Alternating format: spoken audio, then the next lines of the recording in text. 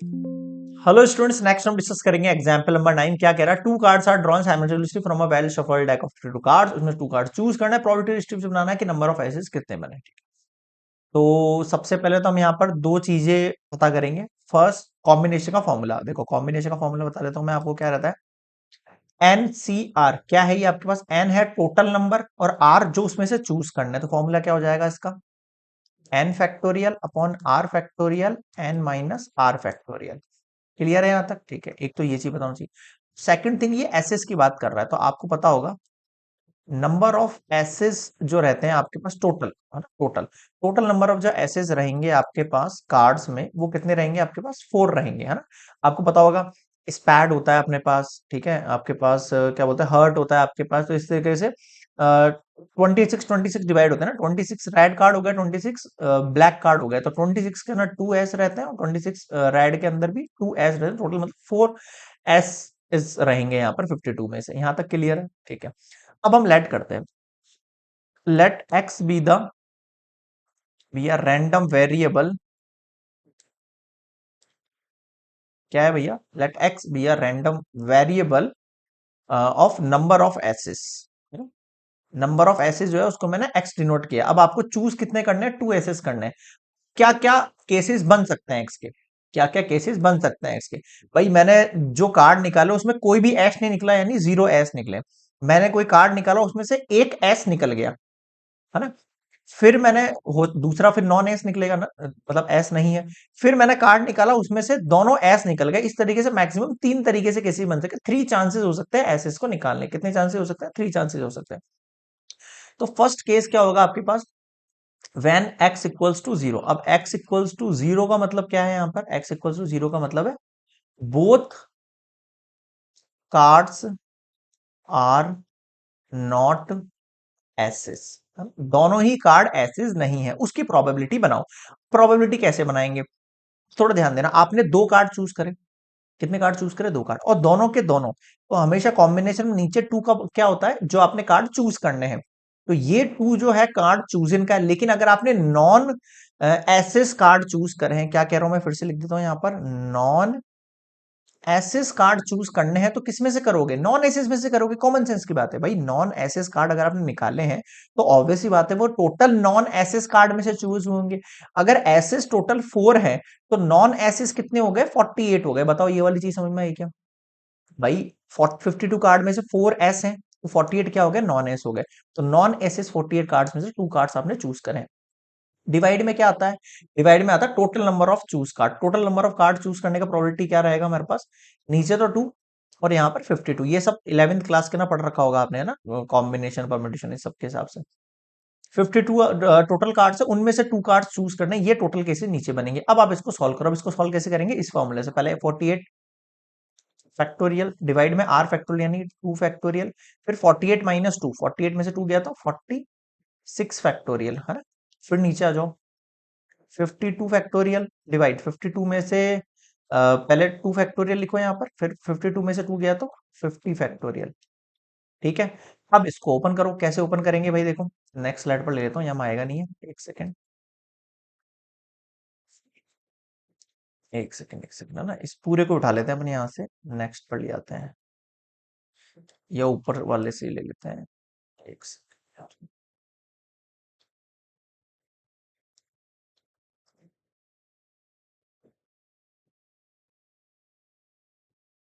हाँ भाई, अब देखो क्या केसेस बन रहे हैं हमारे पास।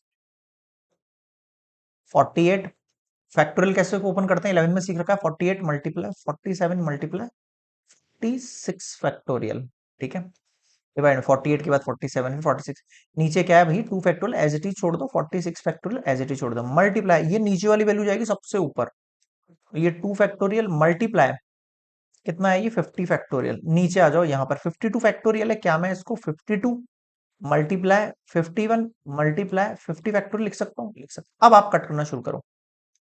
46 में से 46 चला गया, 50 से 50 चला गया, ठीक है, 2 से 2 चला गया, ठीक है। क्या बचा आपके पास फाइनली? ऊपर देखो 48 है, मल्टीप्लाई 47 है, डिवाइड में आओ 52 है, मल्टीप्लाई 51 है, ठीक है। और कट हो सकता है, हाँ हो सकता है। 4 की टेबल से 4 वन जा 4, 4 टू जा 8, ये वैल्यू बची नहीं ना, और तो कुछ नहीं बच रहा अपने पास। नहीं यही तो बच रही है, हाँ 4 वन जा 4, 4 टू जा 8, और आ जाओ। 4 वन जा 4, 5 में से 4 गया 1 2, 4 थ्री जा 12, सही है। कितना हो गया 12 मल्टीप्लाई 47 अपॉन 13 मल्टीप्लाई 51। देखो भाई मैं तो यहाँ पर कैलसी यूज करके जो है इसका मल्टीप्लाई डायरेक्टली कर रहा हूँ, बट आपको ऐसा नहीं करना है। क्लियर रखना है इस चीज को, आपको ऐसा नहीं करना है। कितना हो गया ये 564। तो ये वैल्यू क्या आ गई आपके पास, इसको इससे मल्टीप्लाई किया तो हमने डायरेक्टली, एक सेकेंड, 12 मल्टीप्लाई 47, आपको कैलसी यूज नहीं करना, फिर बोल देता हूँ मैं आपको, है ना, 564, और ये है 13 मल्टीप्लाई 51, 663, ये लो। और चाहो तो सिंप्लीफाई कर सकते हो 3 की टेबल से इसको।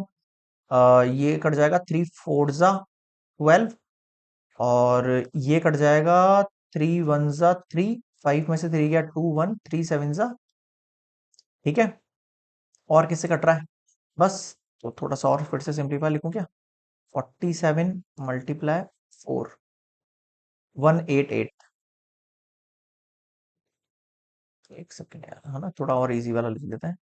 13 मल्टीप्लाई 17, 221, ये लो। ये भी सही है वैसे, ये भी ठीक है। अब मुझे बताओ क्या समझ में नहीं आया।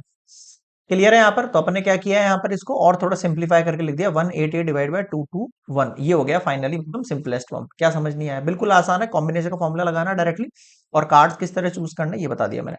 अब सेकंड केस देखो, ये तो x इक्वल्स टू 0 का केस बनाया। अब मैं क्या केस बना रहा हूँ, p x इक्वल्स टू 1 का केस। अब 1 का केस कैसे होगा भाई, 1 का केस होगा 1 s कार्ड, है ना, एंड 1 नॉन एस कार्ड। भाई हमने ये मान लिया है कि एक ही कार्ड एस चूज होगा, लेकिन एक तो चूज होगा, लेकिन ऑब्वियस बात है मुझे करने तो दो हैं एक साथ, तो दूसरा क्या होगा, दूसरा नॉन एस होगा। अब इसके लिए क्या केसेस है भाई, देखना फटाफट से। यहां पर भी सेम चीज है, मुझे कॉम्बिनेशन लिखना है, वन कार्ड चूज करना है। वन कार्ड क्या होना चाहिए, एस होना चाहिए। अब अगर मैं एक कार्ड चूज कर रहा हूं और एस में से चूज कर रहा हूं, तो टोटल एस कार्ड कितने हैं भाई, 4 एस कार्ड है। फिर यहां लगा हुआ है एंड, एंड का मतलब होता है मल्टीप्लाई। फिर कॉम्बिनेशन, मुझे एक कार्ड चूज करना है, लेकिन वो नॉन एस होना चाहिए। नॉन एस का मतलब क्या हो गया, हमारे पास टोटल नॉन एस कार्ड है कितने हमारे पास, ये बताओ। Total non S R card कितने हमारे पास, 48, तो 48 में से चूज होगा। डिवाइड में क्या आएगा हमारे पास, टोटल। टोटल क्या है भाई मेरे अपने पास, सर टोटल हमारे पास है 2 कार्ड चूज करने हैं, और 52 में से चूज करना है। फिर से फॉर्मूला लगा दो आप, वही वाला, कौन सा वाला, एन फैक्टोरियल। ये अभी पीछे लिखा मैंने, यहाँ पर देखो, n factorial divide by r factorial, और एन माइनस आर फैक्टोरियल। तो अप्लाई करो, देखो 4 फैक्टोरियल डिवाइड बाय 1 फैक्टोरियल, फिर एन माइनस आर, मतलब 4 में से 1 गया तो 3 फैक्टोरियल, फिर मल्टीप्लाई 48 फैक्टोरियल डिवाइड बाय 40, फिर ये 1 फैक्टोरियल, 14 में से 1 गया 47 फैक्टोरियल, डिवाइड में 52 फैक्टोरियल, फिर डिवाइड में 2 फैक्टोरियल, 52 में से 2 गया तो 50 फैक्टोरियल, ठीक है। अब सॉल्व करते हैं, कैसे करेंगे भाई, देखो इस वाली वैल्यू को देखो, इसको मैं 4 मल्टीप्लाई 3 फैक्टोरियल लिख सकता हूँ, और ये 1 फैक्टोरियल मतलब हो गया 1 मल्टीप्लाई 3 फैक्टोरियल। इधर आ जाओ, 48 multiply 47 factorial divide bye 47 factorial, multiply, ये नीचे वाली वैल्यू जाएगी सबसे ऊपर, तो 2 मल्टीप्लाई 1 है ये, multiply 50 factorial as it is, और ये 52 है, इसको मैं 52 मल्टीप्लाई 51 मल्टीप्लाई 50 फैक्टोरियल लिख देता हूँ, ठीक है।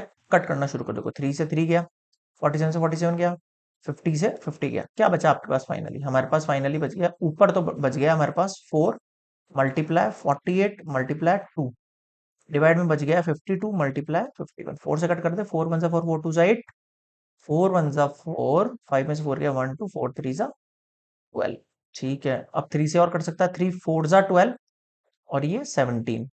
अब ऊपर हो गया 4 मल्टीप्लाई 2, डिवाइड में हो गया 13 मल्टीप्लाई 17। पिछली वाली में ये वैल्यू आ रही थी, नीचे तो हो जाएगा आपके पास 221, 221 है ना, सेम आ रही वैल्यू। और ऊपर 4 4 जा 16, 2 जा 32। बताओ क्या समझ नहीं आया इस आंसर में, क्लियर है, आसान है। तो ये हो गया कंप्लीट एग्जाम्पल 9 का सेकंड पार्ट। अब इसमें एक केस और बन रहा है हमारे पास, व्हेन x इक्वल्स टू 2, इसका मतलब 2 s कार्ड्स चोजन, है ना, दो एस कार्ड चूज हो गए। अब फिर से वही चीज है, अगर हमें दो कार्ड चूज करने हैं और वो दोनों एस होने हैं तो टोटल हम 4 में से चूज करेंगे। डिवाइड में 52C, आ जाओ, 4 factorial divide bye 2 factorial, 4 minus 2 2 factorial, नीचे आ जाओ, 52 फैक्टोरियल 2 फैक्टोरियल, 52 में से 2 गया 50 फैक्टोरियल, आ जाओ, 4 multiply 3 multiply 2 factorial divide bye 2 multiply 1 multiply 2 factorial, फिर मल्टीप्लाई सबसे ऊपर जाएगा, 2 मल्टीप्लाई 50 फैक्टोरियल डिवाइड में 52 multiply 51 multiply 50 factorial, cancel out, cancel out, cancel out, 4 multiply 3 upon 52 multiply 51, 4 से इसको कर दो, कितने टाइम चल जाएगा ये, 13 टाइम, और 3 से इसको कर दो 17 टाइम, यानी 1 अपॉन 13 मल्टीप्लाई 17, इसका होता है 1 अपॉन 2 टू 1, ये आ रही है। हाँ ये आ रहा था, नीचे दोनों को मल्टीप्लाई करना। सो ये हो गए कंप्लीट आपके तीनों केस। अब इनकी प्रोबेबिलिटी डिस्ट्रीब्यूशन बनानी है नंबर ऑफ एसेस, तो प्रोबेबिलिटी डिस्ट्रीब्यूशन की टेबल बना दो आप। तो आपका रिक्वायर्ड प्रोबेबिलिटी डिस्ट्रीब्यूशन इज, देखो एक्स के केस 0 थे, 1 थे और 2 थे, और डायरेक्टली भी लिख सकते हो ना।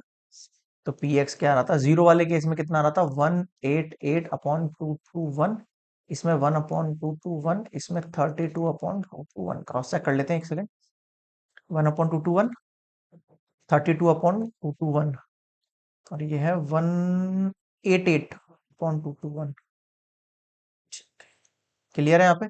सो ये हो गया कंप्लीट आपका एग्जाम्पल नंबर 9।